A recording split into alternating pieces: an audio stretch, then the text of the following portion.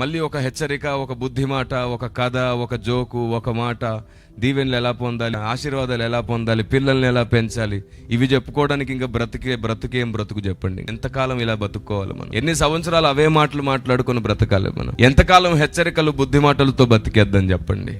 నిజంగా నేను మిమ్మల్ని ఆశీర్వదించాలని రాలేదు, మీరే ఆశీర్వాదంగా ఎలా మారాలో చెప్పడానికి వచ్చాను నేను. దేవుని జ్ఞానము వెంట మీరు పరిగెడితే మీరు ఆశీర్వాదముగా మారుతారు. దేవుని జ్ఞానం వెంట మీరు పరిగెడితే అవి మీ వెంట పరిగెత్తుకొస్తాయి. అంటాడు, కృపాక్షేమములు నా వెంట వచ్చును. మనం వాటి వెంట పోతున్నాం ఇప్పుడు, రివర్స్. అవే మన వెంట వచ్చును గాక. ఆమె ఇలా ఒకటి కాదు, రెండు కాదు, ఎన్నో సంగతులు బైబిల్ గ్రంథంలో దాచబడ్డాయి. ఎన్నో సంగతులు దాచబడ్డాయి.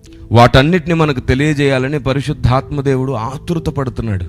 ఎన్నో లేఖన సారములు మనకు అందించాలని పరిశుద్ధాత్ముడు ప్రయాసపడుతున్నారు.